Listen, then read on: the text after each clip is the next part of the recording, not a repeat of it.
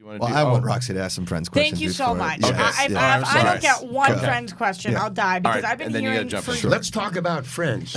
I've been hearing for years you've talked about how you went on set and after you guys would shoot, the six of them would kind of just clump together, right? They weren't necessarily. That's kind of the style of all sitcoms. No, all series when the regulars have been on a long time and just guests come in and out.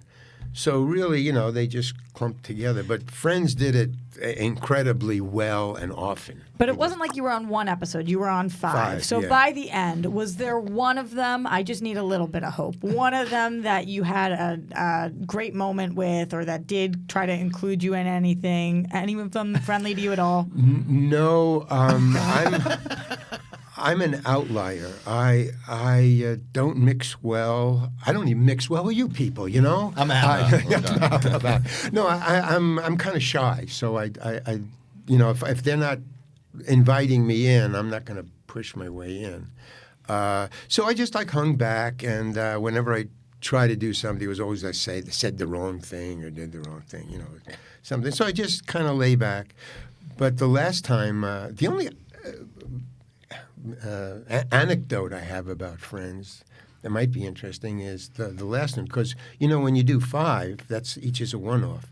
But if I you do felt 6, for you. Your house was so close. If you'd right, gotten to that heard, sixth, okay, so there you go. What? For a second, I said I had done 4. Right. So if I get just one more, and then I can do the 6, and then you get a huge bump up in pay. It's got it. totally different. because you become recurring. Got it. And so my agent called and he said, "I got good news and bad news."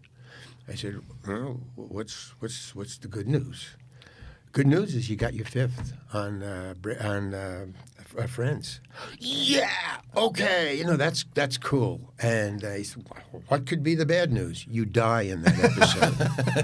What? Oh man. Okay, so now in my mind, and this is really true in my mind, when he said you Friends, you got the 5th one. Well, the 6th one is pretty inevitable. I got a house. Right. I started to pave the driveway. And then he said, "So what's the bad news?" And he said, "Well, you die in that episode." And Friends took my house away. I had a house for 5 seconds, maybe 10. But I say that as a joke, but in my head, that really registered because I was so angry. And I kept it in. Right. But on the first day on the set of the 5th show, I just walked in with a chip on my shoulder. I have an attitude problem. I got to tell you this right now.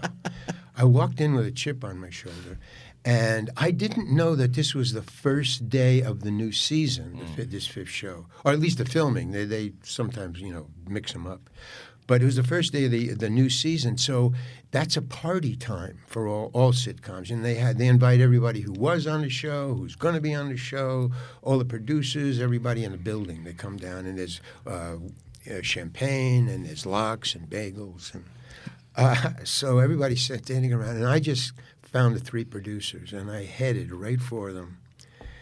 And they were very pleasant. They were just huddled together, just the 3 of them, talking with drinks in their hands. And I just went, and they go, "Oh, hi, Larry. How are you? Welcome back. What did you do? What did you do? What?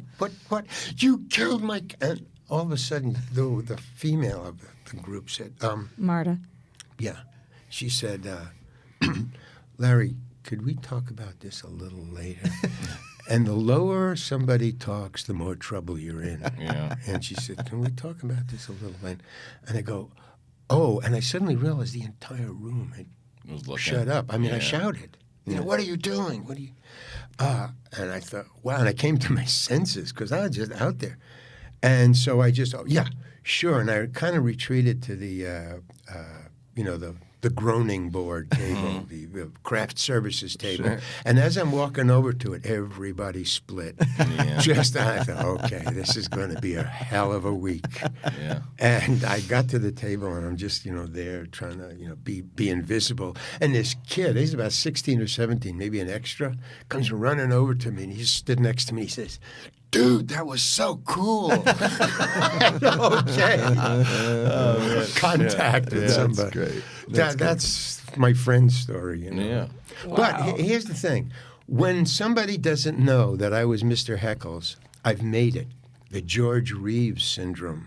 Superman, he never outlived Superman.